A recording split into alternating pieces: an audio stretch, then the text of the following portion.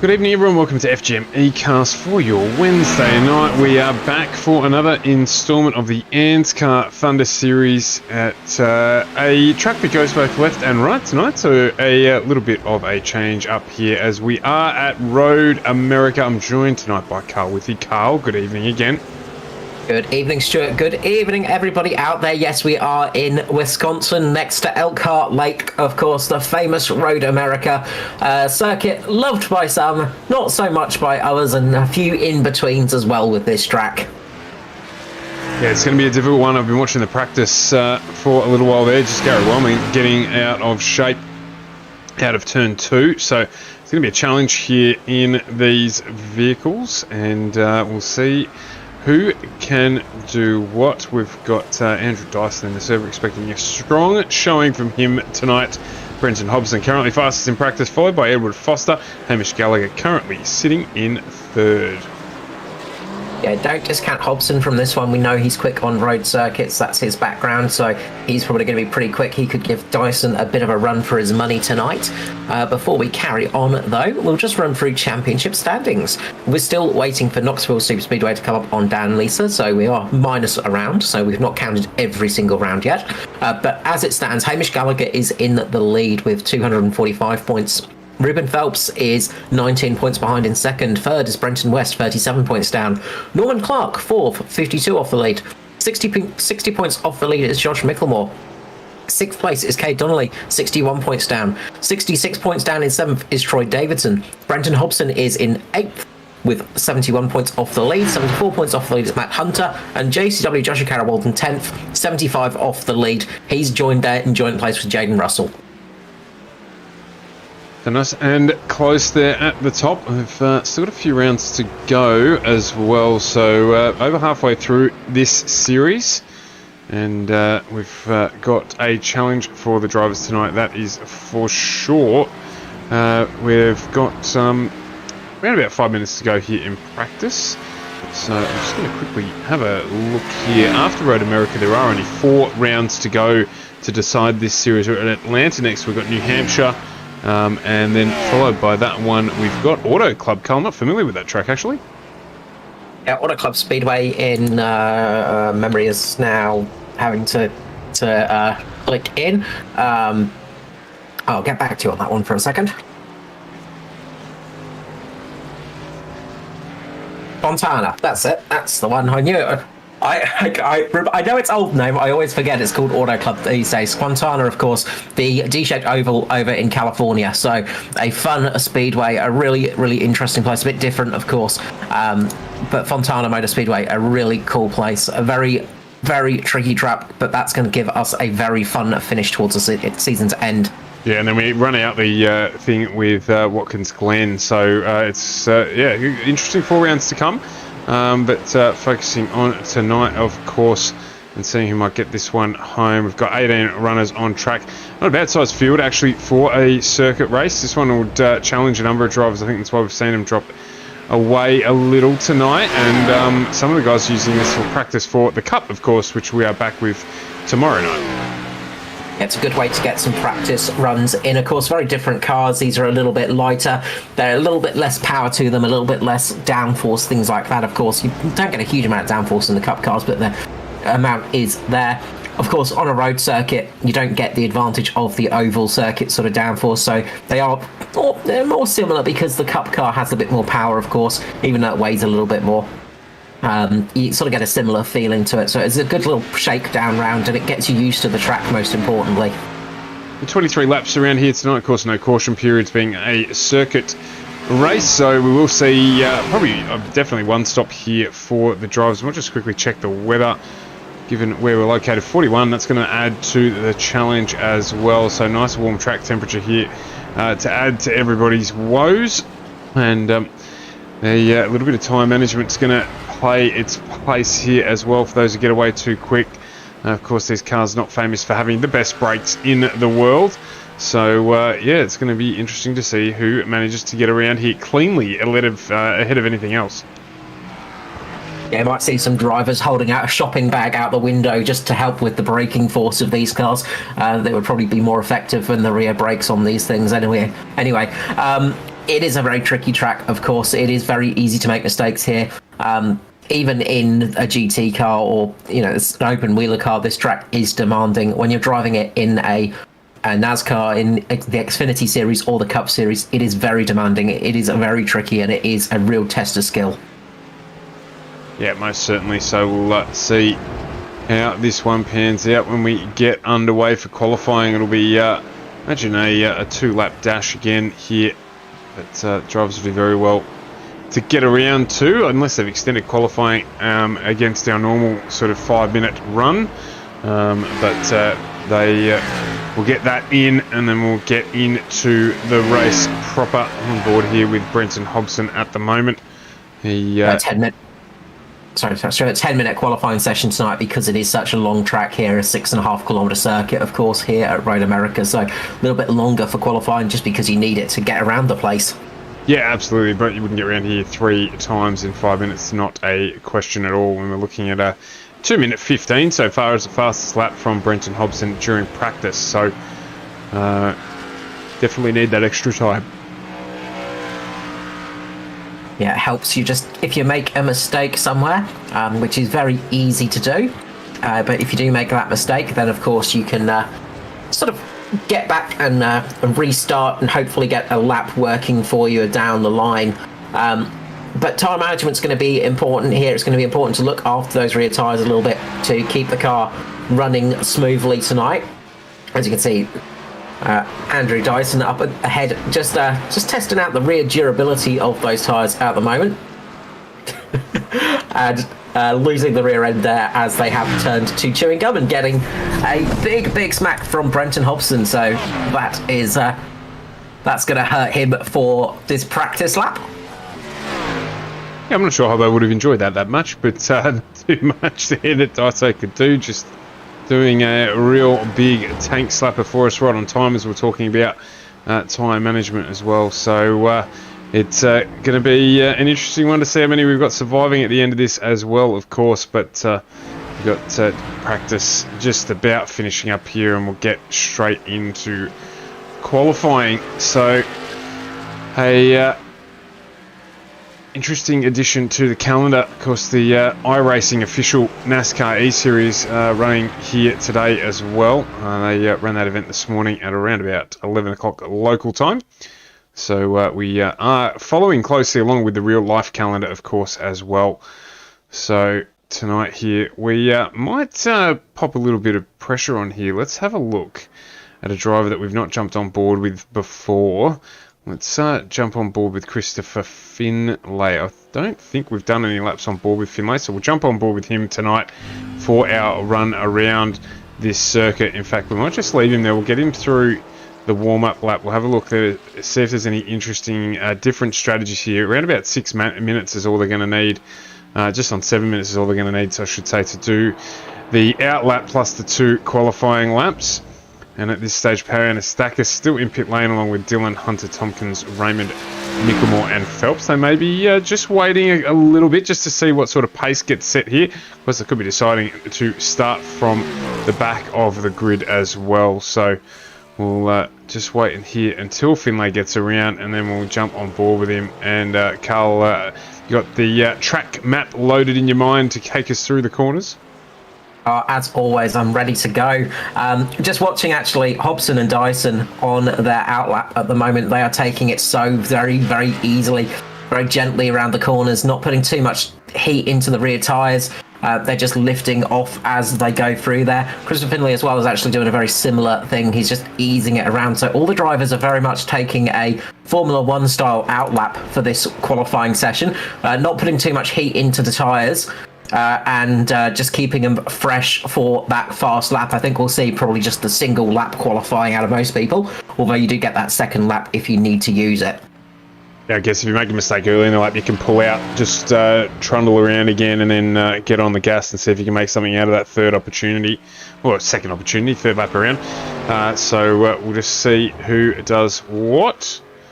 Haven't got anyone yet actually starting the flying lap. Hamish Gallagher's going to be the first, and he'll be running, no doubt, the Taylor Swift livery. Of course, he is in Mitch Motorsport entry there. So He's going to be the first one starting a flying lap here at Road America. He's going to come up the hill as Finley starts his flying lap as well, if you wanted to jump on board with him. So he's going to come up the front straight here. Big climb up the hill here. We've got the pit lane on the right-hand side.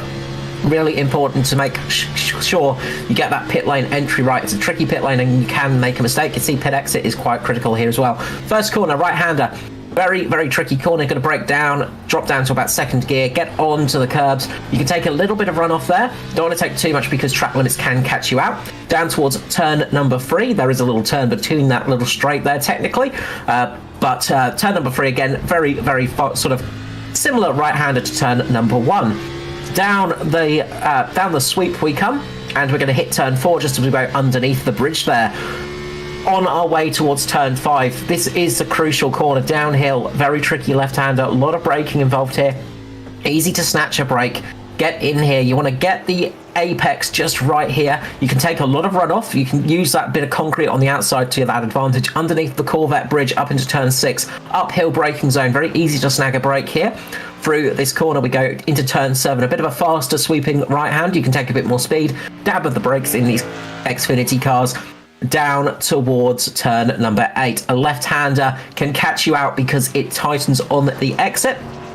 Finley getting it round nicely there. Gets it just on the curbing, but easily done. Into the carousel, long right-hander, constantly sweeping corner. Just got to get the car settled right and make sure you get the late apexes. It's sort of double apex corner. You want to get it right on the exit here underneath the Henry Bridge. Down towards the kink, which is flat out in some cars, not so much in these ones. It's a little bit scary in these cars, you've got to say.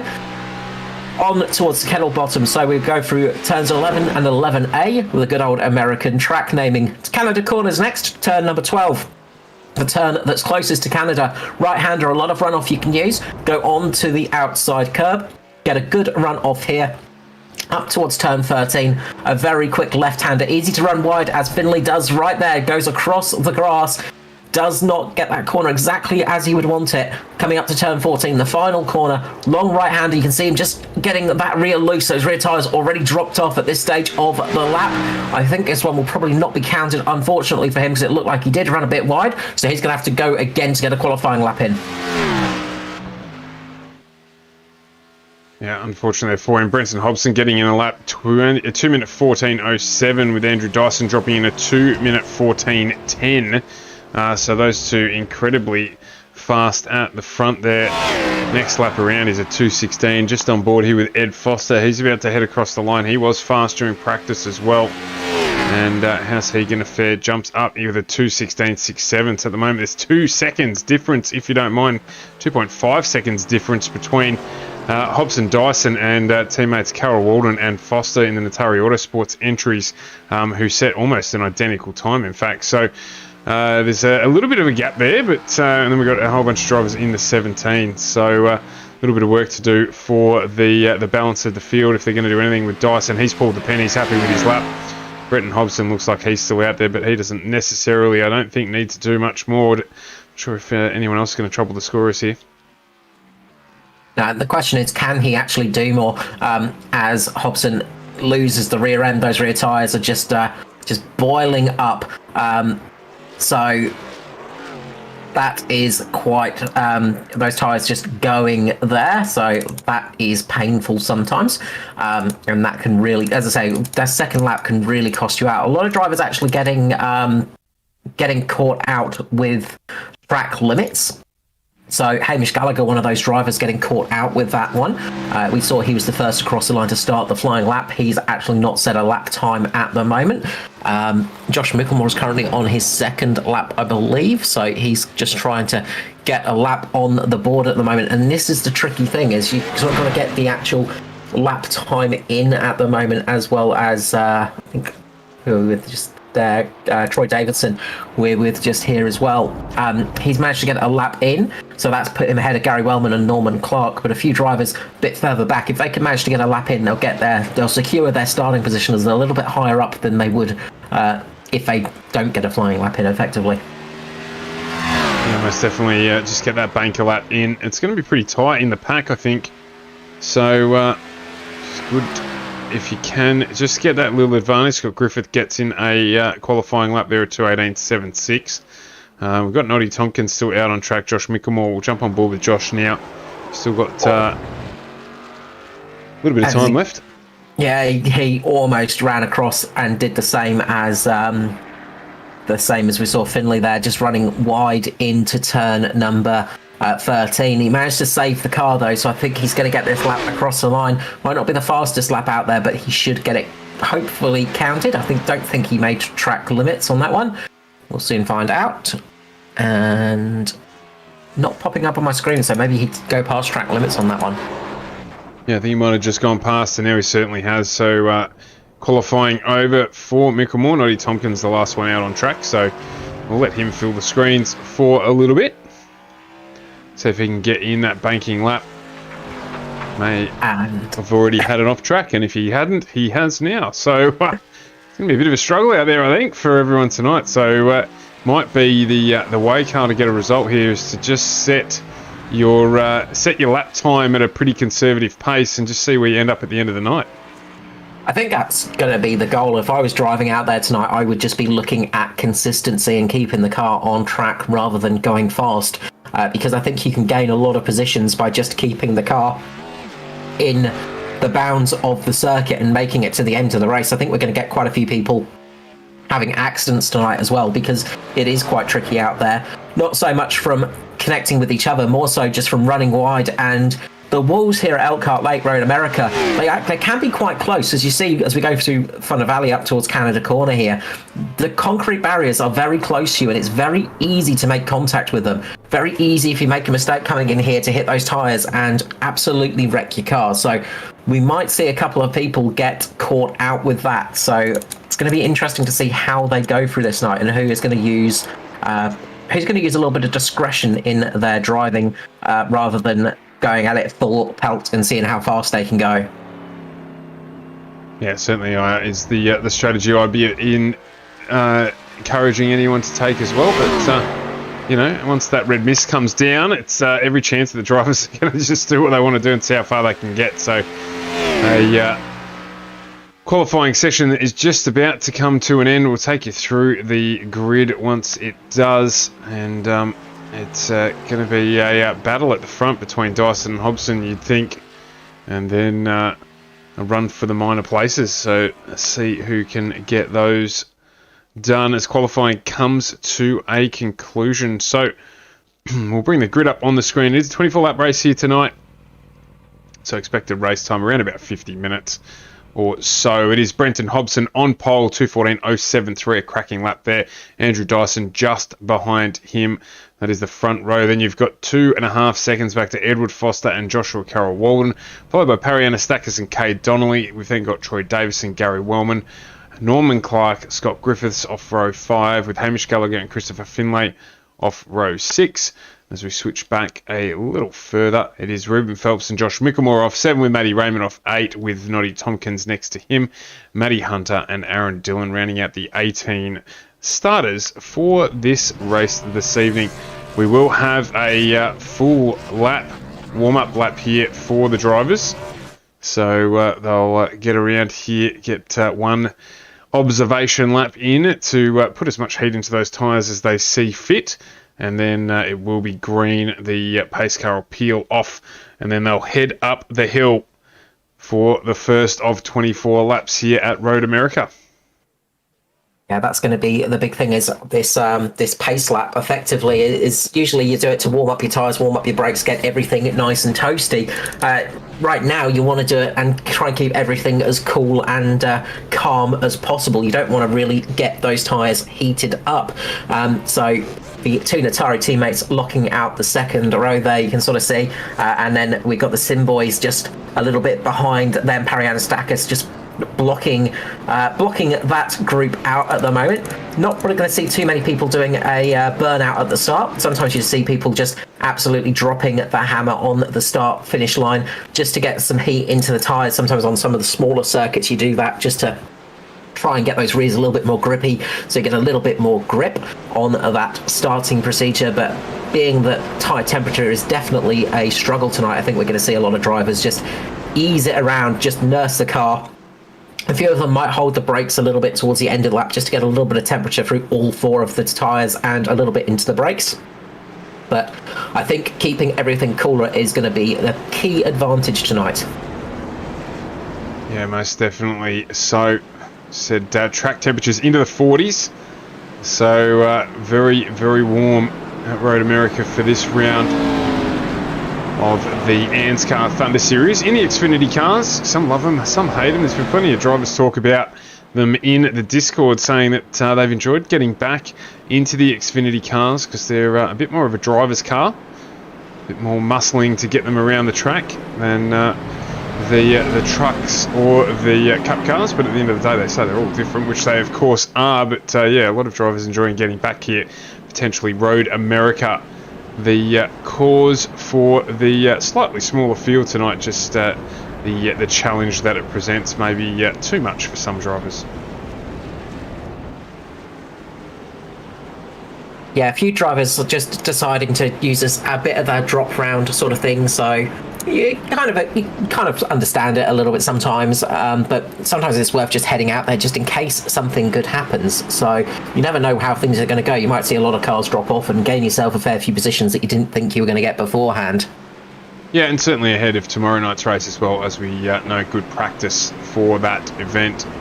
So even though the cars are different, it still gives you some idea of how they're going to perform. But be that as it may, let's get set for a good race here. Battle out the front is going to be impressive nonetheless. Also should be some good fights throughout the field. We've had 5 drivers bunched up into 2 sort of separate groups with very, very close times. So I think we're going to have some good racing.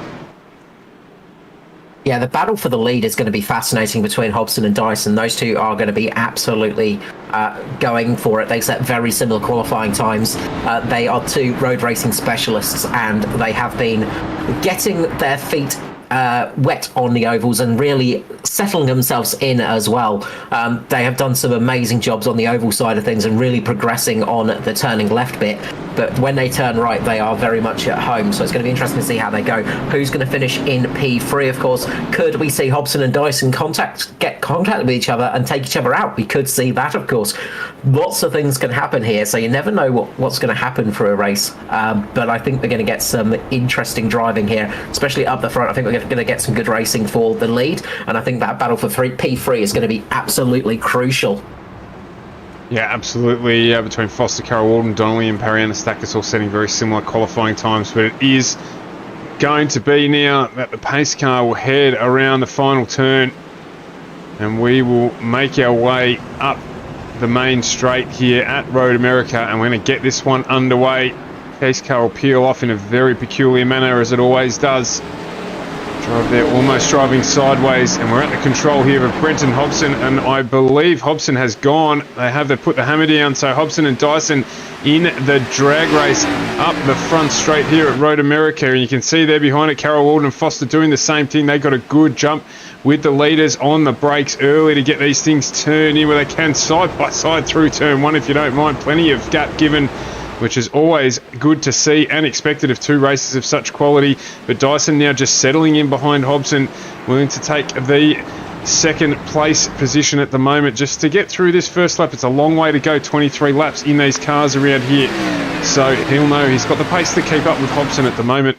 Early on in the stint, there is no need whatsoever to take any risks, just to go with him and be in a position to battle away for it towards the end of this race. Potentially look at something like a pit stop strategy that might help him out. So far so good for Foster and Carol Walden behind him as well, trying to stick with this lead pair. Looks like everyone's... One thing I would say, Stuart, is it's a disadvantage for Dyson if he has to follow Hobson, of course, because that warm, dirty air behind Hobson is going to make Dyson's tyres drop off a little bit quicker. As, just around Carol Walden goes. He's lost it in the background there. Looped the car just on his own, unfortunately, going through turn number 7, I think that was. Just lost the back end on those cooler tyres, and that's going to drop into the back of the field. That's disastrous for Carol Walden. Yeah, he's going to have plenty of work to do to try and make his way back up through the field across the balance, but you're going to have a spin, get out of the way early, because it gives you the most amount of time to make it back up But he will get to work, no doubt, JCW, and make his way back up. Happy birthday. Was it happy birthday? No, happy 200 starts this week as well in ANZCAR for him as well, I believe, over... it might have been the truck race last Monday evening. So congratulations to Joshua Carroll-Walden for his 200 races with ANZCAR. Yeah, 200 race starts, 120 odd podiums, and I think 12 wins for JCW. A happy birthday to Lachlan Urquio as well. It's his birthday today, so I think he might be out celebrating that one today rather than racing. But a big happy birthday to you, Lockie. That was the one that I was thinking of, so there you go. As Brendan Hobson gets across the start-finish line here to take us through lap 1. It is Hobson from Dyson and Foster are your top 3. A little bit further back there at the top of the straight, you can see Perry Anastakis, Kate Donnelly, Troy Davison, who are all battling away. They're covered very closely together for 4th, 5th and 6th. Also got a little bit of a battle further back down the way with Norman Clark and Josh Micklemore. So they're currently punching it out at the moment, about 4/10 between them. So the margin there relatively smooth, but the guys here very experienced. So again, they'll just be biding their time, getting used to seeing how the track handles it over the time. Josh Carroll-Walden about 4 seconds back from Matt Hunter, not quite at the rear of the field. Noddy Tompkins also having an incident at the same time, so he actually fell back further and is currently running in 17th position. So they've all got a little bit of work to do, as Kate Donnelly here gets a move done down the inside of Perry Anastakis before we get to turn 7 or 8, I believe. Turn 6, that was. Turn 6. So very brave there from Cade, just braking later uphill. Anastakis just getting a little bit out of shape in the corner. I think he could see Donnelly coming and just had to go a little bit wide to avoid it. That's put him offline and just giving Troy Davidson the opportunity to get a bit of a run on him, as well as Hamish Gallagher. So that was a really nice move there from Cade. Very well done. Nice safe move, as well as a aggressive one. I'll just quickly duck back and have a look at the Noddy Tompkins incident. So he's heading into the carousel there, and it looks like he's just overcommitted on the exit there. Just jumped on the gas a little too early, but nothing damaged in that. The tyres will get very crispy, of course, but he'll get back on with that one, and has done so. Good save there. Meanwhile, Josh Micklemore is all over the back of Norman Clark at the moment. It's all Kate Donnelly's made a mistake. Donnelly has made a mistake into Canada corner, and he's braked a bit too late. What I was talking about early on in the race. Braked a little bit too late in there. Couldn't carry the speed and locked up the front right tyre and gone into the tyre barrier. That's caused a lot of damage to that car. Caused a little bit of a check up behind him as he's just creeping back on track.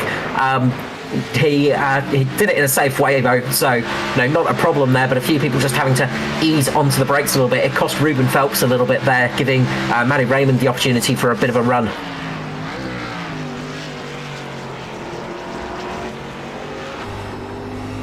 As we see Donnelly and Phelps battling at the moment. Donnelly trying to get those positions back. As a little bit further up, Josh Micklemore makes the move on Norman Clark, getting through and past him through turn number 3 there, getting underneath Norman Clark. Nice move there from Josh Micklemore in the Much Motorsport car. A little bit further back, you can see Scott Griffiths is trying to make the move on Christopher Finlay as well. He's got the inside line coming down towards turn number 5. This could be a tricky corner when you're side by side. They're going to go free wide into the corner as Christopher Finlay makes a bit of a mistake. It's going to give Scott Griffiths the opportunity. Just behind him, you can see that Ruben Phelps gets caught out with that. He gets caught wide, gets pushed out a little bit, and that's dropped him a few positions. Matty Raymond makes a little mistake on the exit of the corner, but keeps it going. That was a fun little bit of racing there. Yeah, absolutely. I think that Christopher Finlay there and Ruben would have been watching their lives flash before their eyes. They're trying to pull up in the dirt off the track there as well, or dusty part of the track there. So that luckily didn't end up with anything more than just a little bit of running wide from those two drivers, and there's a couple who've managed to take advantage of it. So Josh Micklemore's checking out at the front here. He's driving away from Norman Clark. He's looking to get himself onto the back of Gary Wellman. Currently doing a good job, Josh, to make his way up. He struggled a little bit in qualifying, so he had some work to do. As you can see back in the background there, we'll jump back here, you've got Ruben Phelps Christopher Finlay there. They were side by side. I'm not sure if Phelps just struggled to get the power down there. As you can see, Kate Donnelly trying to squeeze up the inside if he could of Scott Griffiths, not quite able to get it done. So there's plenty of fight going on at the moment. 21 to go, will be 20 to go as I speak, as our race leader Brenton Hobson crosses the start finish line, but all the action is back in the pack at the moment. Yeah, it looks like Dyson has just fallen off the back of Hobson a little bit. He's just dropped to about 1.5 seconds behind, just cruising around behind Hobson at the moment and just waiting for pit stops to come into effect. Meanwhile, Anastakis and Gallagher are battling for 4th and 5th place. You can see Gallagher right on the back in the Taylor Swift-inspired Mitch Motorsport car, right behind the Monster Energy Toyota Supra of Parry Anastakis there. Very distinctive colours for those cars, so nice and easy to spot at least. Absolutely. Wellman and Micklemore still battling away as well as Clark and Griffiths with Donnelly and Finlay. This train continues. The Sim Boys racing cars doing well, and Atari Autosport guys there too. Scott Griffiths, I'm not too familiar what team he runs with, so apologies, Scott. ANZCAR, you can help me out. He might be a solopreneur. But he has made a good move there. Griffiths, he's up into 9th. Kate Donnelly's taken advantage to go with him as well. So they both get that move done on Norm Clark. Ruben Phelps is joining this battle. Matty Ray's not too far off either. So some good mid-pack racing here from these guys, doing a great job early on in the race. Yeah, I think Scott Griffiths is a solo entry. I don't recall a team for him. That really helped Kay Donnelly then. Norman Clark just running, just giving Scott Griffiths a little bit of extra room, which gave Donnelly the chance to get underneath him into turn number 5 there. And Donnelly is all over the back of Griffiths right now as well. So that battle is really quite heating up. Griffiths wanting to get that positions back after a very good start a little bit earlier on, but that small mistake at Canada Corner cost him a lot, which, as we said, is so easy to do on a track like this. You've got P10 down to P16 with barely a couple of seconds between them at the moment. They're all in the same shot. You can see just at the back, Matty Hunter there at the back of that group. Joshua Carroll Walden working his way back up. He's just on the tail of Matty Raymond. Yeah, he's come right back into it, hasn't he, JCW, after that spill on turn 1. As you can see there, it's Gary Wellman. He's run wide and ended up in the gravel there. He's going to slow up this pack, and that has played into Kate Donnelly, who may have got into the back corner there. Oh, we've got an incident, unfortunately, with it looks like the 104 there of Christopher Finlay just had nowhere to go whatsoever. Everyone else looks like they've done a reasonable job to avoid that spin. But unfortunately, I think Kate Donnelly there may have got into the back corner of Griffiths. It doesn't look like there's any damage on the front corner of that car. It could have been a spin. So no, it's very much Donnelly got into the back of Griffiths there. He tried for an overtake that was not going to happen in a million years, unfortunately. And that's got into the back of Scott Griffiths. And it's cost Donnelly's teammate of Christopher Finlay quite dearly, as he's gone into the front of Scott Griffiths, but Scott Griffiths is the big loser out of that one, unfortunately. That's a shame for him. He's having a good run up there. Hopefully we can see him try and work his way back up the field a little bit later on in this race. It's not over by a long shot. Anything can happen in motorsport, and it usually does. Absolutely. So we'll jump ahead a little bit here. We've got Parry Anastakis and Hamish Gallagher still battling away there. The Tay entry just harassing the Monster Energy entry of Parry Anastakis. Parry doing a great job up in 4th position at the moment and lapping at around about the same pace as Edward Foster in front of him. So they are doing well here. Hopefully get... oh no, as Gallagher there just grabs the dirt on the exit and he just loses a little bit of time now. That gives Anastakis a breath, and he'll be able to take the run down the back straight here and just get himself prepared. Gallagher will no doubt catch back up with the assistance of the draft. He's just in it at the moment, so he will use that to his advantage where he can. Give him a couple of laps, we'll be back up again on the back of this battle. Yeah, we'll allow Gallagher just to cool off his tyres a little bit as he falls back from there. He'll just be able to ease off a little bit, but he will get that draft catch right back up. You can see the teammates of Norman Clark and Joshua Carroll Walden now getting very close to each other. JCW working his way up through the field at the moment after that mistake earlier on, spinning him out, costing him those positions. But he's caught back up to his teammate of Norman Clark at the moment. He's got a bit of damage on the rear of his car from that shunt with Griffiths and Donnelly a little bit earlier on, but they're sort of keeping out their relatively decent pace. Christopher Finlay's dropped right back. Unfortunately, it seems like he's struggling with pace, as well as Scotty Griffiths. Those two are just got some serious front end damage, so I imagine there's a bit of engine damage there for them as well. Yeah, won't be helped by the heat, so I'll have to be careful, particularly when they start running in the pack again, if they catch back up to it. So, just see the teammates here, Clark and Carol Walden. Carol Walden just not quite able to do anything about getting past Storm Clark at the moment. So they're just going to have to keep running together. We've still got 18 to go here. I'll jump up the front here and have a quick look at Brenton Hobson, just to give him some company. Andrew Dyson, you can see there just off the back of screen. He's 2.4 behind Dyson at the moment on Hobson. So with 17 and a half laps to go or so, he may just be, as I said, biding his time a little bit till the pit stops, but they're going to want Hobson to get too far in front of him before those stops occur. Yeah, that's it. It's sort of just making sure he doesn't build up enough of the lead. The 13 of Hamish Gallagher is putting pressure on the 144 of Perry Anastakis at the moment, and those two are starting to slightly catch up to Foster as well. So even though they're battling a little bit, if those two can sort of even it out a little bit, settle down a tiny bit, they might be able to catch up to Foster a little bit. They're setting relatively similar pace at the moment, all three of those cars. But the battling between those two drivers is not going to help out for the overall pace.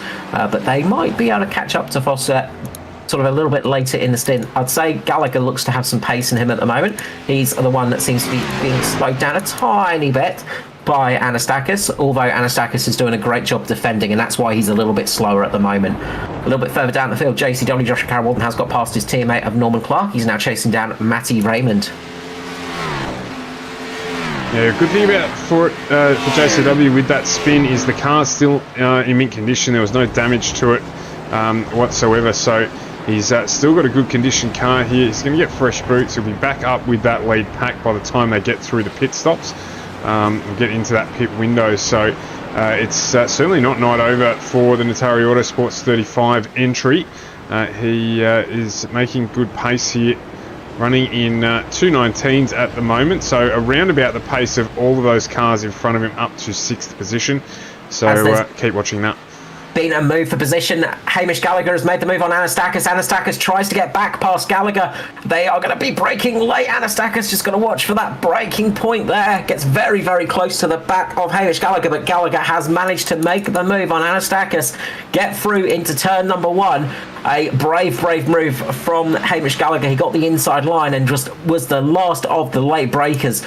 Really brave move from Hamish Gallagher there. Very well driven, and you can see Foster in front of him. He is falling into their grasp. So Foster is sort of falling back a little bit towards Gallagher, and Anastakis. And what I'd say now is Anastakis can just put his head down a little bit and focus on driving rather than defending, and he should be able to catch up to Foster as well as Gallagher.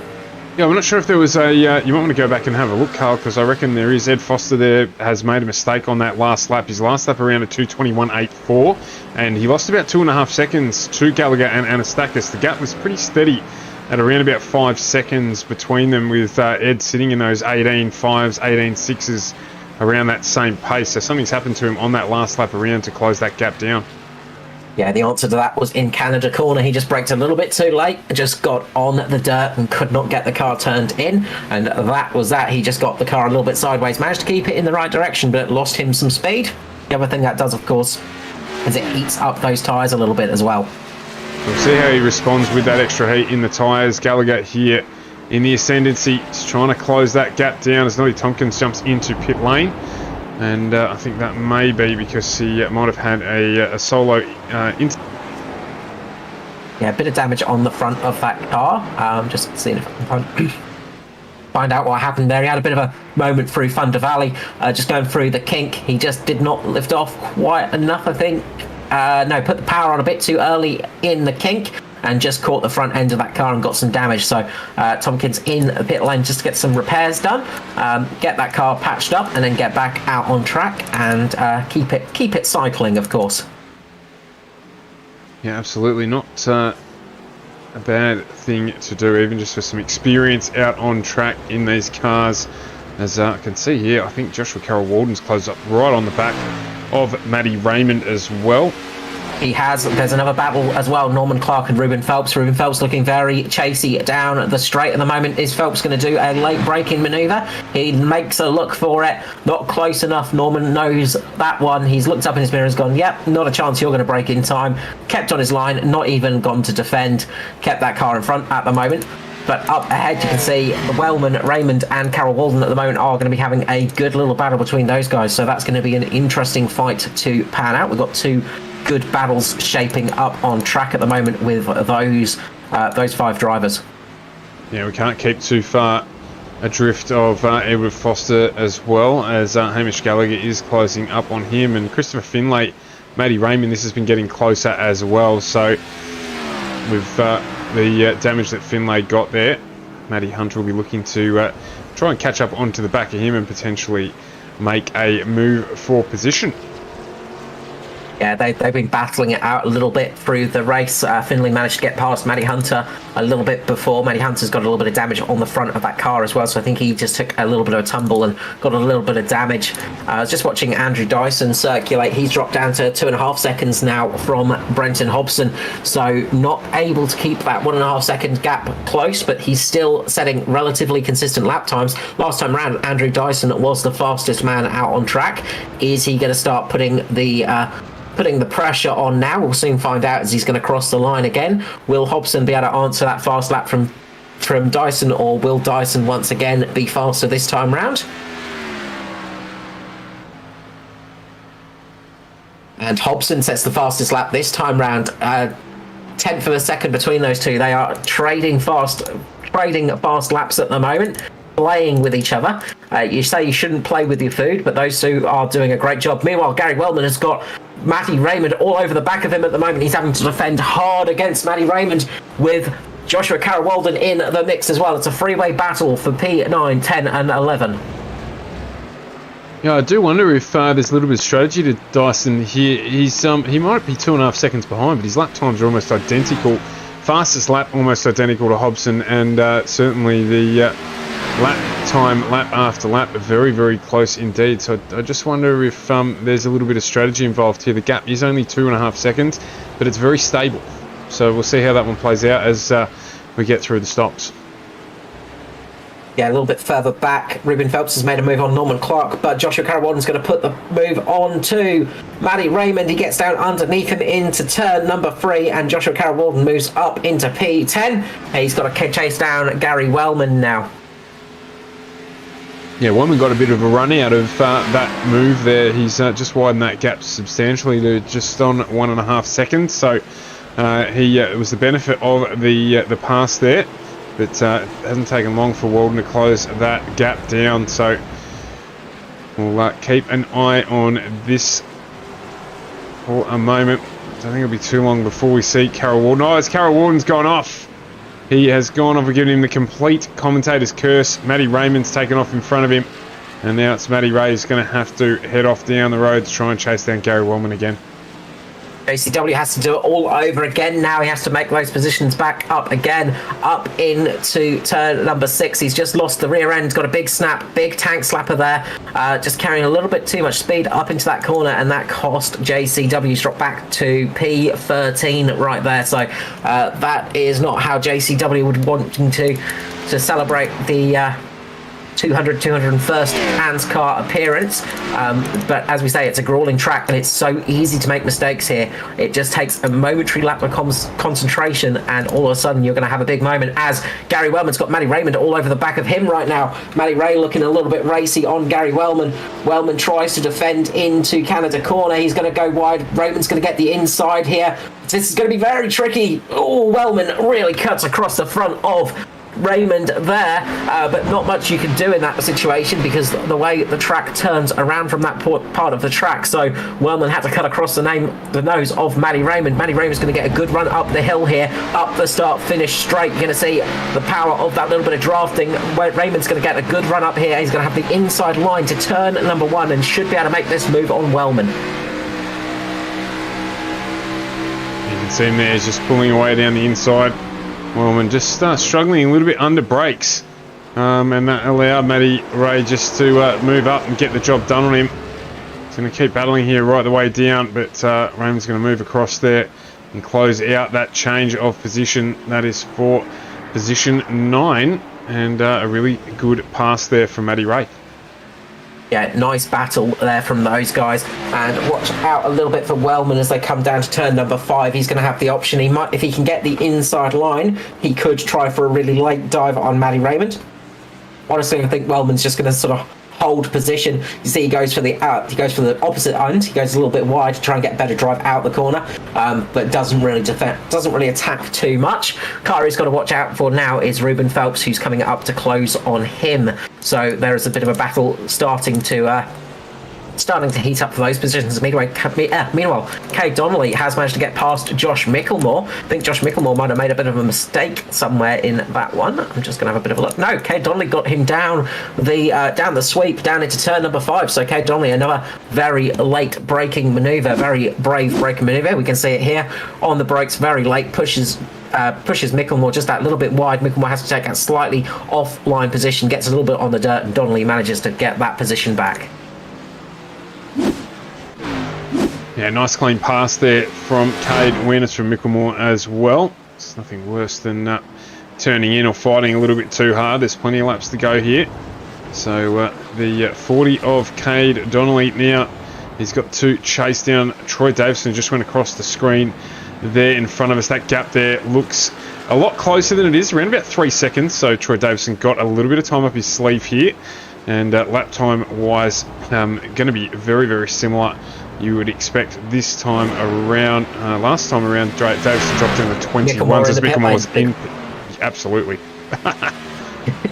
In pit lane, Josh Micklemore. And the pit lane entry here, Carl, very, very difficult actually. It's the cones for the limiter line are just at the crest of the hill. So you've got to be very careful here. Obviously, getting the run up the hill as quickly as you can, but not leaving it too late that you end up out-braking yourself and getting a speeding in pit lane drive-through penalty. It's quite a long pit lane as well, so no one will be wanting to serve those this evening. Yeah, that's it. As you say, that crest can really catch you out. They're coming in maybe a lap earlier than most would expect. I'm expecting to see Hobson and Dyson come in this time round, in all honesty. Although Dyson has dropped a little bit more time. He's now 3 seconds behind Hobson, but those fresh tyres are going to be quite advantageous. So the battle for the front could be decided if Hobson pits this time round and Dyson stays out, or Dyson pits this time round and Hobson stays out. That could be a deciding factor for this race. We'll have to see how that one pans out. They're just going around Canada Corner at the moment, so a little bit of time. Foster, meanwhile, has Gallagher all over the back of him. Gallagher's managed to close that gap up. So again, I'm expecting to see a few of these cars peel into pit lane. Might see a few people try to stay out a little bit longer, go maybe 1 or 2 laps longer and hope for better tyres towards the end of the race. But we'll see how this strategy pays out as Hobson comes into pit lane. Dyson follows him. So as expected, the leaders coming in this time round. And I hazard a guess that we'll probably see Foster and Gallagher come in as well. Well, keep an eye on there because the gap to Gallagher has closed right down here. It's 10.5 a second between Foster and Gallagher. So Foster will be looking forward to a fresh set of rubber. He's just dropped off towards the tail end of the stint here. And Carl, as you predicted, both jump into pit lane. Foster was quick at the start of the race into the mid-16s, but just not quite able to hold it out through the full stint. So Perry Anastakis keeps going. He's going to take the lead of the race here, albeit temporarily. Makes his way to the front of the order, so he's going to get an extra lap out of his tyres and fuel. Hobson leaves pit lane in first place. He's managed to keep that lead over Dyson. So the battle between Hobson and Dyson remains very similar, although I think Dyson might have lost a little bit of time in pit lane, just by a couple of tenths. So we'll see how that one pans out once it all shakes out as they start getting around the track. Meanwhile, Gallagher has got a good run off his tyres, but Foster manages to keep ahead just barely as they come out in front of Christopher Finlay. Christopher Finlay just doing the smart thing and just dropping off, not trying to overtake Foster because he knows his tyres are going to be a bit shot right here. And I imagine we're going to see Hamish Gallagher get past him quite soon, but this is going to cost Gallagher a little bit of time as he gets caught up behind Christopher Finlay at the moment. Finlay just letting Gallagher through. No point in battling too hard for those positions. Good awareness there. Ruben Phelps decided to stay out as well, so he's trying for a slightly longer run on these tyres with Anastakis. So yeah, we'll see how those go. And Phelps is caught right up to the back of Matty Raymond at the moment. So Matty Ray has lost a little bit of time there to Ruben Phelps. So Phelps doing a good job in this longer stint. He seems to have been able to keep his tyres a little bit more alive coming into the latter stages of this run. Yeah, both in the 220s, so they're going to struggle once these new tyres of Hobson and Dyson start showing their wares. They'll be down into the 215s, I expect, so 5 seconds a lap is going to hurt.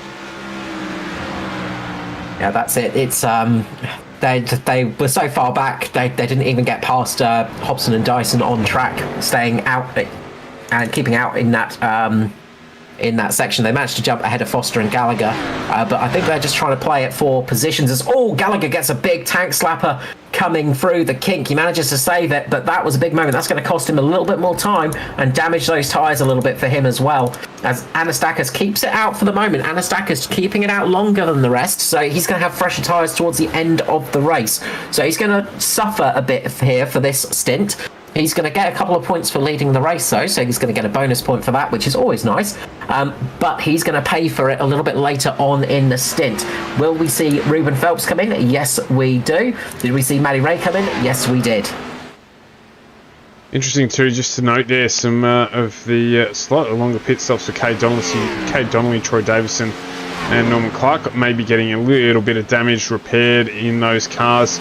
Everyone looking at around about a 56 second transition through pit lane, and those drivers into the minute.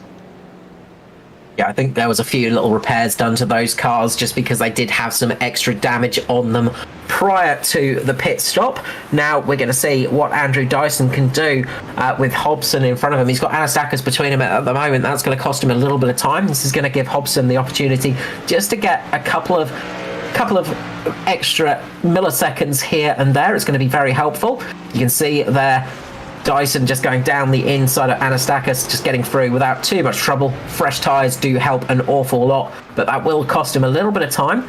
So he's around about 2.5 seconds behind Hobson, so he did manage to close up a little bit in the pit stops, so he didn't lose too much time there, Dyson. But it's going to be it's all going to be about this latter half of the race. What can Dyson do? Can he actually make up some time? Meanwhile, you can see Josh Micklemore there right on the back of Cade Donnelly. So Donnelly's got Micklemore for company now, and Micklemore will want to repay that overtaking favour. Yeah, absolutely, that he most certainly will. So we jump on board here with Josh Micklemore. Let's have a little bit of a ride around the circuit here on board with him as he tries to close that gap down onto Cade Donnelly to head up towards the carousel.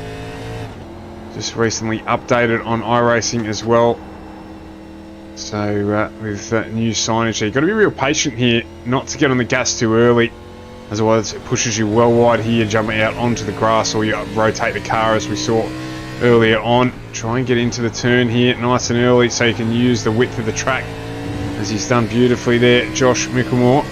And you want to hold out here as long as you can to get the turn back into to make this braking zone as straight as possible, and he's done a good job there as well to get the 31 to turn in, use the width on the exit. He's done it. Jeez, I tell you what, it looks like driving on ice skates out there at the moment.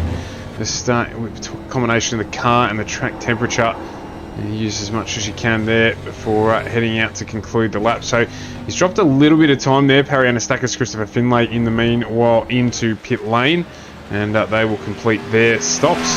But you can just see what the drivers are struggling with there in terms of lack of grip. It's the cars wanting to go anywhere but where they need to go, and that is providing the challenge. As my goodness me, Hobson 2:14.35 last time around, and Andrew Dyson says that's nice, mate. Here's a 2:14.28 on the same lap.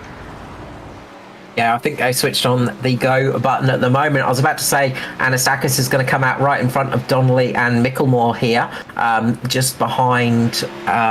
He's going to be behind Hamish Gallagher still. He's going to have a bit of a gap to Gallagher, but he's going to have nice fresh tyres to those guys in front of him. The gap has closed to 1.5 seconds at the front. Dyson is closing on Hobson at the moment. The battle is starting to heat up. We said don't go anywhere in this race because the battle for the lead is going to be a pretty interesting one, and I think these guys are just starting to get to the point where they're going, okay, got 9 laps remaining, we're getting towards the end of this race, we need to show each other what we've got, we need to have a bit of a measuring contest, see who can be the fastest out of us two, and see who's going to win this race. Yeah, and talk about looking at some guys at the top of their game. In terms of pit lane transition times, there was a 10th between them for total transition time, and one made a little bit of a gain on the pit entry and exit. The other made up a 10th on the actual stationary pit time, as Andrew Dyson goes faster again, a 2:14.09, so he's improved the fastest lap of the race that he set last lap around by another 2/10. The gap between him and Dyson, between Hobson and Dyson, now down to just on 1 second. So if he can close up here under brakes, he's going to get the benefit of the draft down the run to turn 3. Just not quite close enough. You might figure he might be able to get it still, depending on the exits of the corner there. It is dropping. He's only get the full benefit of it. But if he continues this time, this will be another fastest lap of the race. Oh, he gets a little bit loose under brakes, and he's gone straight ahead, unfortunately, there. So just not able to pull it up. Andrew Dyson, he's got into the dirt. He'll get that one back on track, and he's going to have a lot of hard work to do now. That's let Hobson off the hook, who's now 5 seconds up the road. That's the trouble about pushing it, is all of a sudden you push, and then those tyres will go, yeah, we're not having this anymore. We're going to give up right now because you're pushing us a bit too hard at the moment. And that's exactly what's happened between for Andrew Dyson there, just pushing it a little bit too hard, carrying a bit more speed than he's been used to lap after lap, coming down towards turn number 5 as well. With that draft, it really caught him off guard, I think, and he braked a tiny bit. Probably braked at the same point he's been braking all race long, just forgot to take into account that little bit of extra speed from the draft, found out he couldn't pull it up in time, and then had to put on the emergency mode of let's lock it up and try and save this car from a big crash. Had to SOS for some help, but managed to do so. So he retains his position in second place. He's got a good gap back to Edward Foster. So not under any real pressure there to lose second place, but I'm sure he'll be disappointed with himself not to continue that battle. We were looking forward to it as well. Of course, things not over here. He's got to try and make up a fair old gap, though, and you'd say that presents a challenge. Yeah, it gives him something to actually aim for. Meanwhile, Troy Davidson is going to have to defend against Matty Ray and Ruben Phelps. They are on a lap fresher tyre. Now, normally when you say a lap fresher tyre, unless it's the ring, of course, you go, oh, well, it's not too bad. Of course, it is a big old lap around here at Road America, 6.5 kilometres in length. So 1 lap does make a big difference in tyre life. So Raymond's going to have much fresher tyres. He's going to have a little bit more grip on them as well. But the longer he stays behind Davidson, the more those tyres are going to fall off the cliff. So he's going to want to try and make a pass by Davidson soon. And I reckon we'll see it going up to turn number 1. Yeah, I think you might be right. It's a good spot there. There's a nice long braking zone for you to try and get it done. The track's nice and wide, so it's I reckon you'll be right that he will have a look at it there. If he gets a good run out of the final corner, which of course is the big if, as Davison there just gets a little loose on the gas, and he's just had to pull it up a little bit there. So this has allowed Matty Raymond just to close the gap up here as they head into the final corner.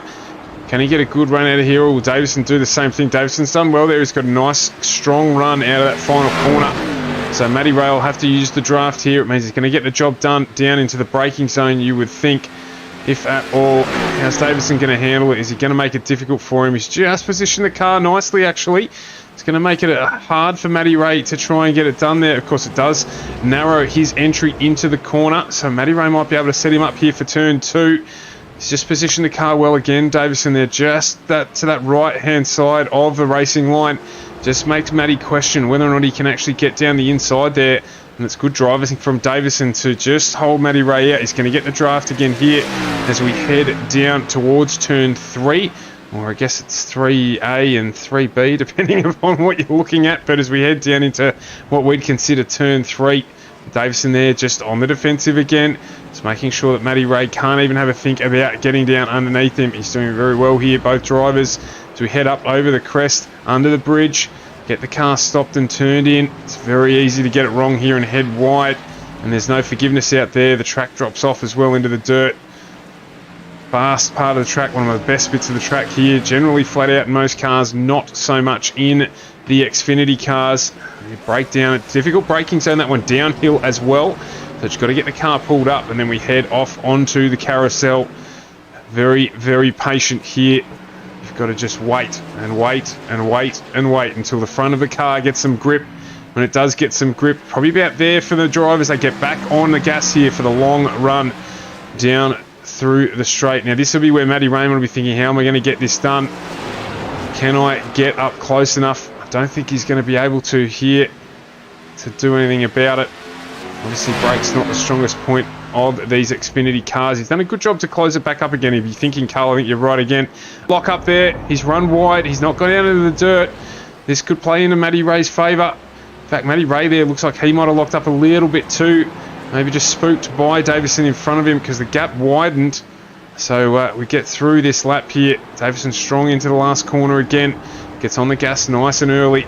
He's going to enjoy a good run up the straight. So basically there throughout just over 6 kilometres of track, we had almost no change in the position there. Matty Ray trying to get out nice and early. Maybe just cool the car off a little bit. But Davison again, we're looking to position the car just to the right of that racing line. Watch Ruben Phelps behind. He's got those slightly fresher tyres as well, so he's gaining too. I was going to say last time around, lap prior to this one, Parry Anastakis was the fastest car on track. The first time we've seen that. That's the first time it's been a car that isn't Hobson or Dyson, really, with those fresher tyres, but Anastakis helping him quite a bit. He's actually getting some good pace out there at the moment. He's got a bit of a gap to catch Hamish Gallagher. Hamish Gallagher, meanwhile, is closing up a bit on Foster at the moment, so the battle for third is not over either. So we've got a few battles out on track at the moment, as Troy Davidson makes a big lock-up going in to turn number 5. This is going to give Raymond the opportunity up into turn number 6 underneath the bridge. Raymond takes that. He can see what's going to happen. Raymond gets underneath there. He just needs to keep the car on the line. It's just slightly off centre for him. As you go in there, when you take that slightly narrower entry, it can be a bit tricky sometimes, but Raymond's managed to get the position up into P8 for Matty Raymond. Ruben Phelps is going to be watching with glee as he's managed to close up that gap. Yeah, that fighting has definitely helped. Ruben was over a second faster last time around, so he's closed that gap right down now to 2.6 to this pack. And as these tyres start to wear on, these guys are battling. Track temperature's dropped around 5 degrees. So when I say dropped down around 5 degrees, that just means it's under 40. So not doing them too many favours. They'd love a track temperature of sort of the mid-25s at the moment, but not going to see that at all. So the drivers are going to have to tippy-toe their way around again for another 5 laps after this one. And I can tell you as well at the front, things might not be as over as we thought. Andrew Dyson last time around, a full second up on Brenton Hobson. So maybe Hobbo saving tyres a little bit for a potential challenge at the end of the race, who knows. But Dyson at this stage is closing that gap after that small uncharacteristic mistake that he made a few laps ago. Yeah, that's it. He's managed to just cool those tyres off a little bit and just get that car resettled how he wants it. And now he's going to try and close the gap to Hobson, which is going to be easier said than done because we've seen Hobson driving so well tonight, incredibly fast. Also doing a good job out there is the 53 Edward Foster. He's a self-confessed not a road specialist. He's not a road course specialist, but he is bloody quick on these circuits. So don't take his word for it. Take mine on that one. He is quite quick and he's on this kind of track. He made his Ozpass debut last night as well in the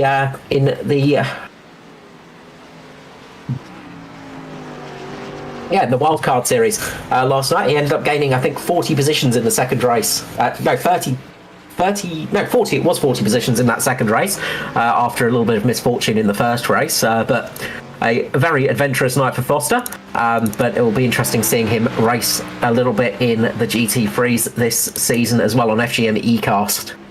Yeah, absolutely broadening his racing spectrum. Obviously, very accomplished driver in the ANZCAR series, the current Cup champion.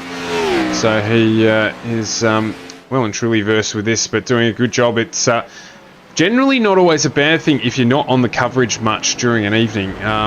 It means you're keeping out of mischief and just getting your way around the race. I haven't seen a lot of Foster yet. You did see his pace drop off towards the end of that first tyre stint. We've got 5 to go here, and it is Hamish Gallagher again who's going to be putting him under pressure. Gallagher bearing down him in a little bit. There's only a tenth between it on the last lap around. Let's see how it is now with that gap. Just maintaining. Top out maintaining gaps. Andrew Dyson, I should say, put the pressure on Hobbo just 1 lap prior, and Hobbo has responded by going 2 tenths quicker this time around. So he saw the challenge and just sort of said, yeah, I'm aware of you, mate. I'm going to make sure that I just maintain this gap at the front of the field. Another person who's having to do that now is Troy Davison, who's got Ruben Phelps right behind him. Davison maybe just used up those tyres a little bit hard there in the push against Matty Ray. He has Ruben Phelps all over him there, running a little bit deep into that corner, and Phelps there running very deep. In fact, Phelps has jumped out on the grass. That's going to put him out into the dirt. He's going to have to head that one back out on track. He's got a gap back to Gary Wellman, but he now has that work all to do again to get back up onto Troy Davison. Worst place it can happen as well. Turn number 14, the final corner before that big long straight up the hill. That's going to cost him all that time, so it's going to be a struggle now for Phelps to catch up to Davidson. There's going to be 5 laps remaining for that one.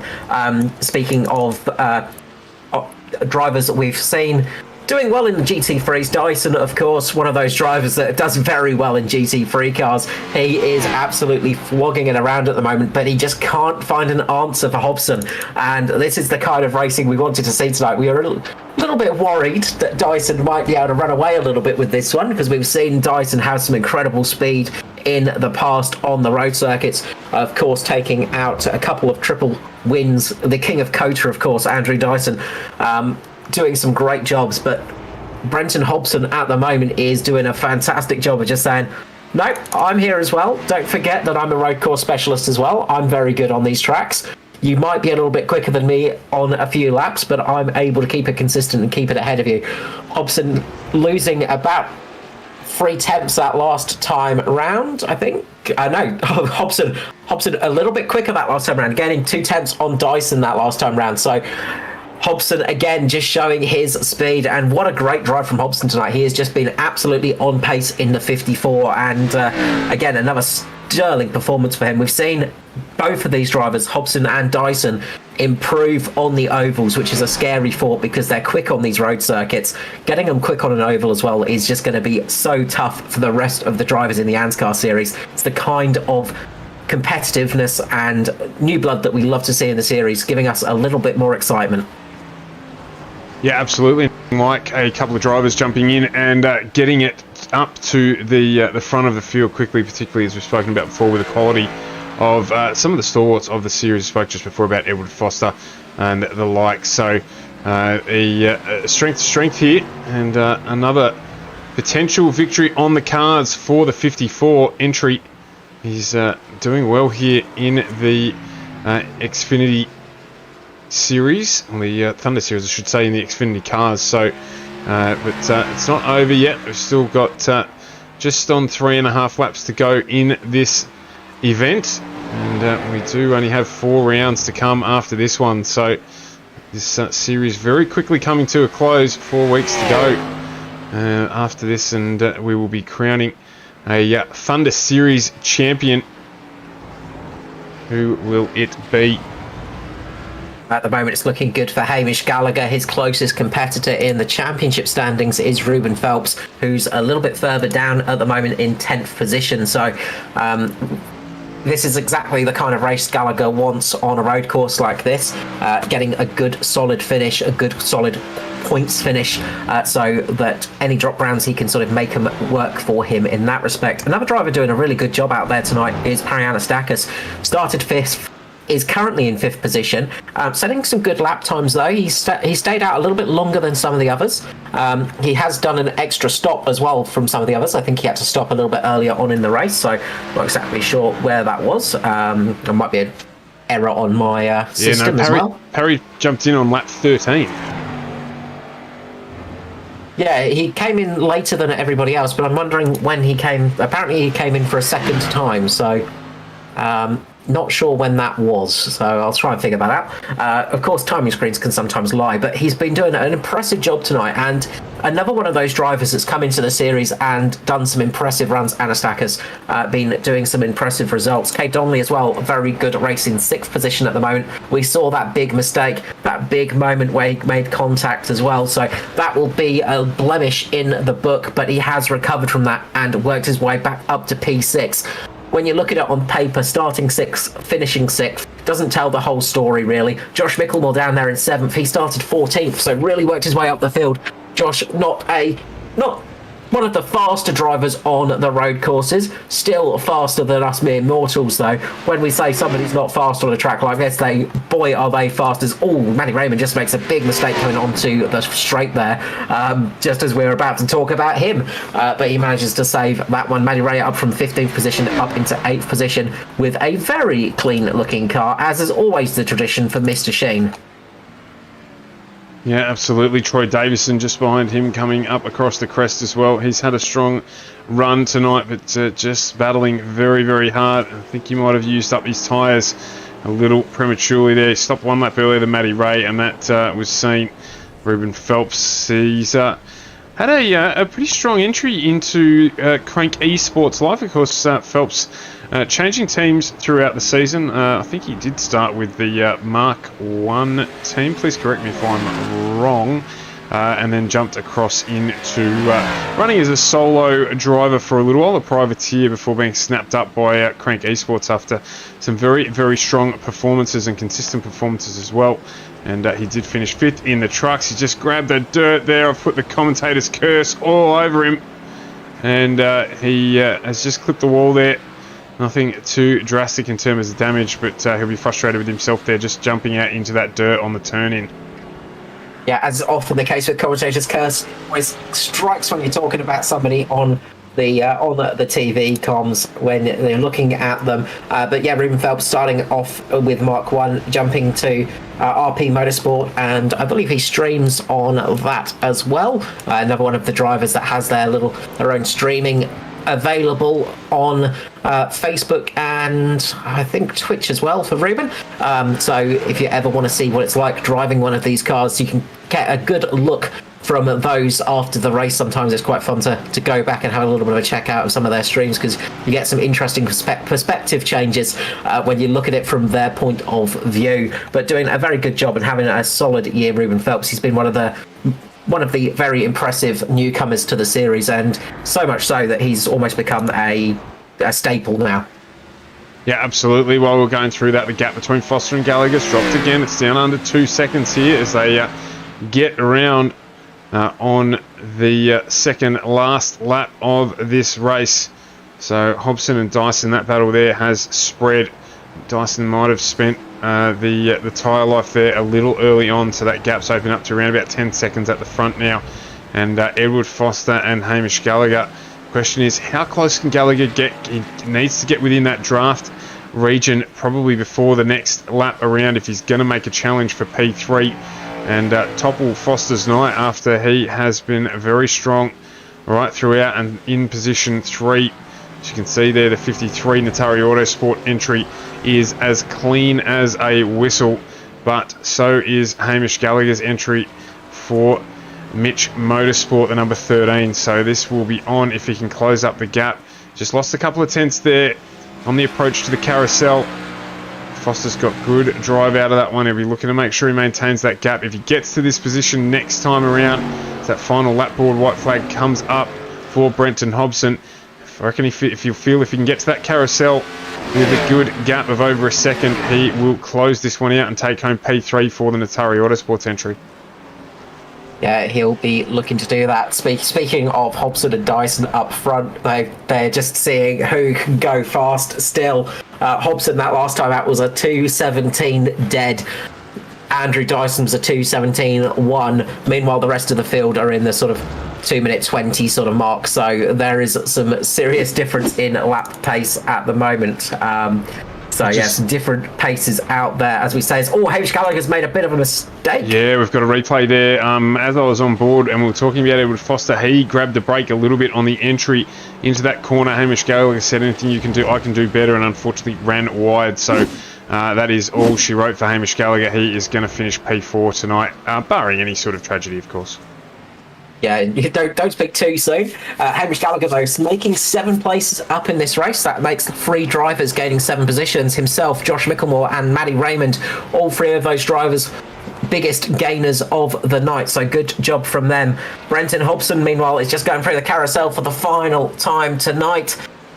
Will he have guessed his fuel right? Will he have made sure there's enough fuel in the car? This can be that nervous little bit.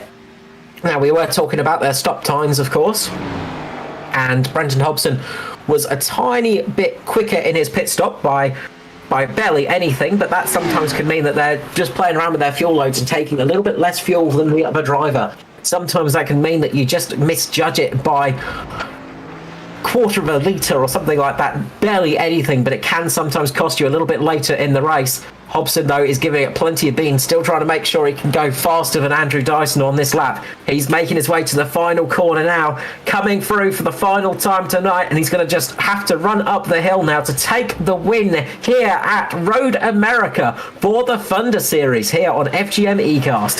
Yeah, Brenton Hobson, what a drive. Well done. Congratulations. It's another great win for you here as he crosses the start-finish line. And just a little bit of a slideshow for us there as well.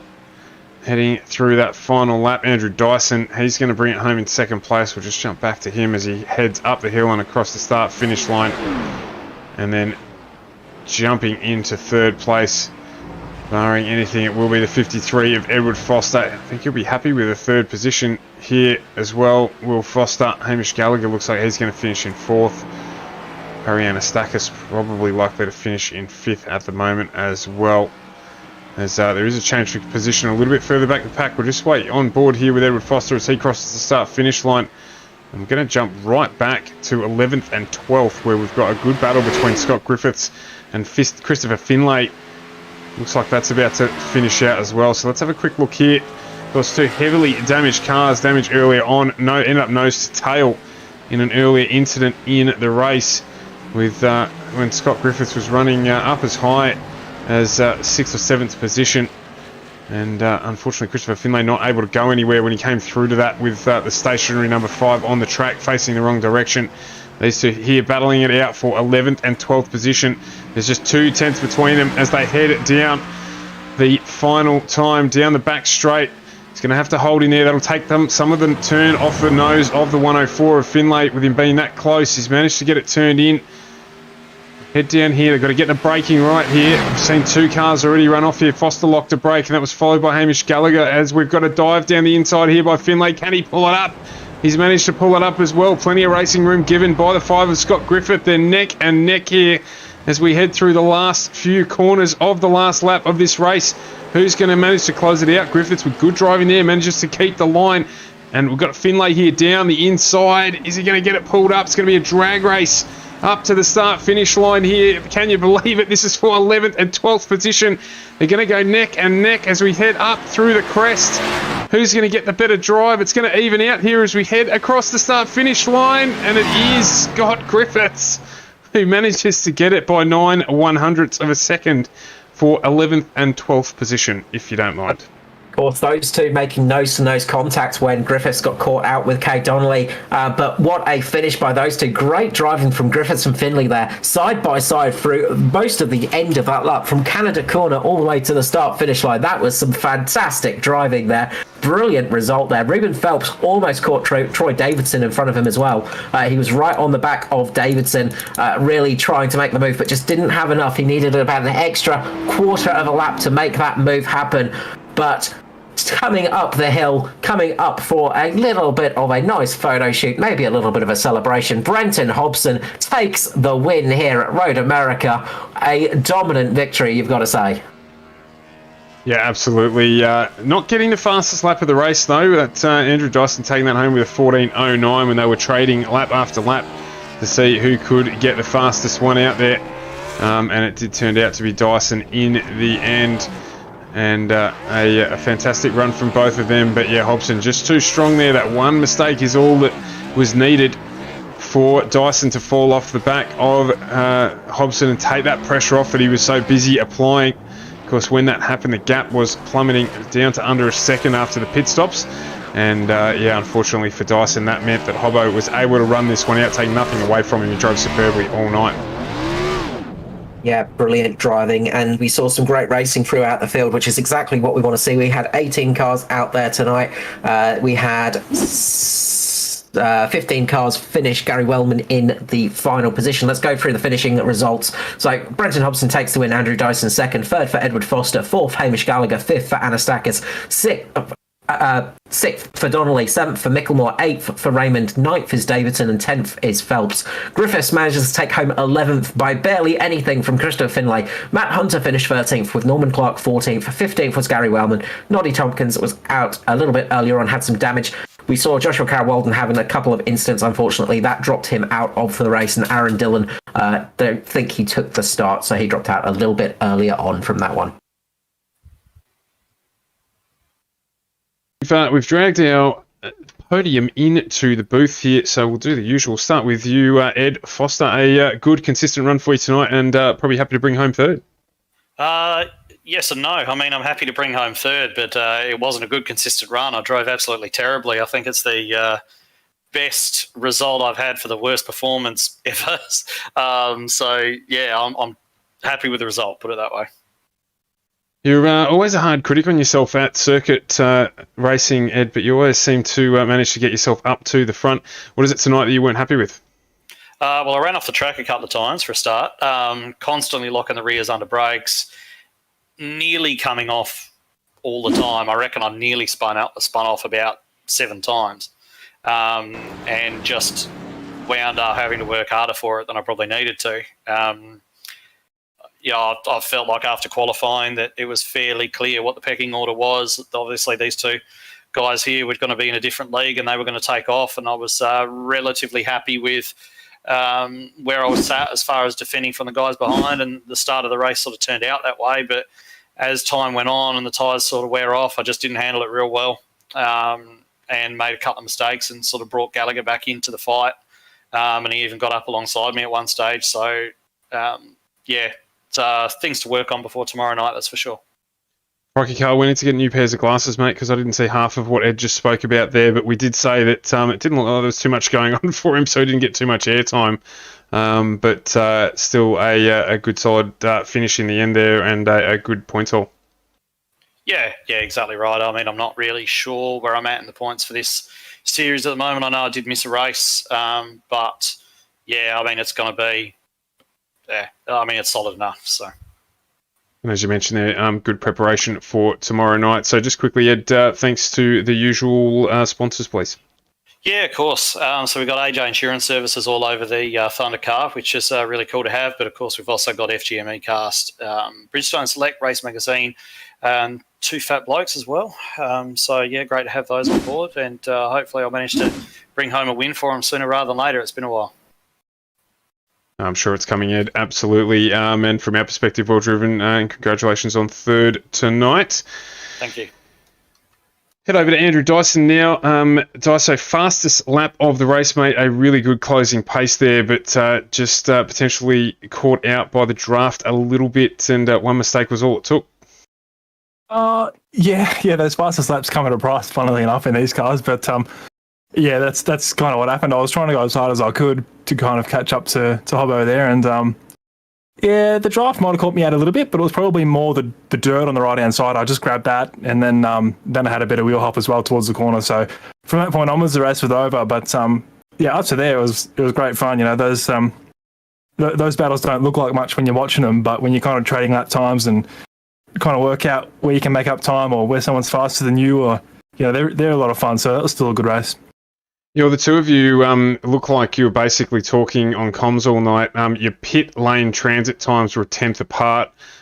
For a big period of the race there, your fastest laps were a tenth apart, and it looked like you were literally just saying, well, I'm going to do a 2:17 this lap, mate, see how you go, and the very next thing we look at, you've done basically identical lap time. So it was great racing for us to watch. We were really enjoying it. Yeah, it seemed to be like that. It's, you kind of think, oh yeah, that was a good one, let's see what he's done, and you look up at your radar and you're like, oh man, come on, but no, like I said, they're the fun races, and yeah, it's a shame I couldn't really make something of it towards the end there, but I was thrashing the tyres off it to get to him, so, I don't think there would have been a whole lot. It would have been a bit of a losing battle, but it would have been fun to see what I could do with it. No, we certainly enjoyed it as always. We're looking forward to you guys getting out on track tonight between yourself and Brenton to see what happened out here, and you certainly didn't disappoint, mate. Still a second place, a really strong result in the simrigs.com entry, and I'm sure you'd love to give some love to the people that give a love to you. Yeah, sure. Simrigs.com. South Wellington Horse, Bet Smart Racing Services, all those guys. Thanks to ANZCAR. Congrats to Hobbo, and congrats to Ed tonight. And of course, thanks to you guys, Stuart, Carl, FGM, for putting on the broadcast. And cheers again. No dramas at all, Andrew. Looking forward to seeing how you get on tomorrow night to see the battle resume. And, of course, with battle, we talk about Brenton Hobson. Brenton Hobbo, as you know, a great race from you tonight, mate. Starting out with the pole position and following up with a really, really strong performance during the race. Yeah, that's right. It was good fun. I had a lot of fun out there tonight. It's a pretty good track in these cars. So I was sort of like dreading the idea of Andrew joining when he did, and then I was in two minds about it because it meant that we might have had a really good race. And ultimately I think he put it sort of perfectly, actually, because they don't probably look like exciting races when you're 2 seconds apart for a whole stint, but you're literally on the edge and you're trying to get everything you can out of it without making a mistake. The trick with these cars is driving them at 99.5%, because if you get to 100%, you're cooked and you make a big mistake. So you got to just tread as closely as you can to that line all the time. And we split that whole first stint by nothing each lap, like you say, and that's because we're both pushing as hard as we could. I assume Andrew was, and I certainly was, and without making a mistake. So yeah, they're high intensity battles. They just don't sort of come across that way to look at, but I really enjoyed it. It was a cracking race, actually. Yeah, well, as you're saying, I mean, it's probably fortuitous that it was on a track like Road America, where you actually do have a chance to get a break, because it was on a much shorter circuit. That 2 second gap becomes, a second or half a second, lap after lap after lap. So here you can take a quick breather down the back straight a little bit as you head up over the crest and the front straight. But other than that, everything has to be perfect. Brake marker, turn in, exit from the corner. Otherwise, the guy behind you's got you. Yeah, that's it. A small mistake will punish you, and it's more than just the mistake itself. Like if you snag a brake or get some wheel spin off a corner, that'll hurt you there, but it will also hurt you across the entire rest of the run, because it'll affect your tyre life. They're so sensitive to temperature. You can't afford to make those sort of mistakes, because it'll hurt you for not just there, but for the rest of that lap and the rest of all of them until you change tyres again. So the risk versus reward on these things is immense. You can't afford to make a mistake, because it'll hurt you badly. And it was interesting, actually, that second stint, because I saw him coming and I had in my mind that he must have been pushing hard to get the lap time out of it, and I was pushing hard to try and keep a bit of a gap. And I was worried. I thought if he could get to me, it was just going to be a complete ice rink to the end of the race between us. Now that neither of us would have anything as far as tyres are concerned, it could have gone anyway. But it's a shame it didn't eventuate like that. That would have been good fun. But obviously, I'm happy that I fell on the side that ended up not making a mistake and ended up getting the job done in the end. But it could have been a really good race there. So it's a bit of a shame that it didn't play out that way. You're on board with a couple of drivers on the way through the race, and I could certainly see that it was an ice rink for most of them. So makes the outcome for you guys even better in terms of the way you drove. So well done on a fantastic run tonight. Obviously looking forward to seeing you back tomorrow night in the Cup to see what you can do there, see if you can take out another double. And obviously, as usual, the shout out to all your sponsors and the like, and of course give yourself a plug for your channel, mate. Yeah, cheers. I don't know about tomorrow night, just quickly. I haven't done a cup race yet with the league, but maybe this week will be the week. I don't know that I've got anything else on, so maybe I'll jump in. But yeah, we'll see how that goes for tonight. Yeah, thanks to the team, SSR, and everyone in it and around it, and to the sponsors on the car, JK Science, Smith and Sons, Aftershock, and all the rest of them. Thanks again, obviously, to the league. That was I've really enjoyed jumping in here and having a run with you guys and all these dudes. It's been good fun. It's been a long time coming, I think, coming and joining in here, but I'm glad that I have. And also thanks, to you guys for putting on a great show. Always our pleasure, mate. And we'll definitely endear you to come, or if we can entice you to come along tomorrow night, we'd love to see you back out on track and see if you and Hobbo can battle out. See if you and Andrew can battle out again tomorrow night. We'll see how we go. And that is it, ladies and gentlemen. The finishing order there was Brenton Hobson, Andrew Dyson, and Edward Foster taking out the top 3 positions in the 5th last round. I don't know what that actually is. There's 4 rounds to go after this one in the Thunder Series on the I'll put my teeth back in. It's been a long day. Last day of the financial year. ANZCAR Thunder Series in the Xfinity cars. Carl, save me. Yeah, look, what a race. I've got to say, the moment of the night was Griffiths and Finlay. You don't often talk about moment of the night being the battle for 11th and 12th, but that last lap battle was something special there. We saw some great driving as well. Say Hobson and Dyson just talking about how impressive that race was. From an outside perspective, you don't always see it when 2 cars are following by a couple of seconds. It is a really, really tricky thing to do, and getting those laps, lap after lap, setting that pace is grueling. Brilliant driving out there, and just what we love to see. But we'll be back tomorrow night. If you've enjoyed tonight, get ready for the Cup Series heading to Road America tomorrow night. Very different kind of car, very different kind of racing we'll see there tomorrow night. Who will be able to pull it together tomorrow? We're going to find out in about just under 24 hours. Yeah, absolutely. And a couple of us, the track guys, missing too. So it's going to be a big night tomorrow night. I'm looking forward to it on FGM eCast. As usual, Carl, thanks for joining me for another night on the stream. We will be back here tomorrow night from 8 p.m. on FGM eCast, your e-place for pace. Thanks for joining us tonight, and we will see you there.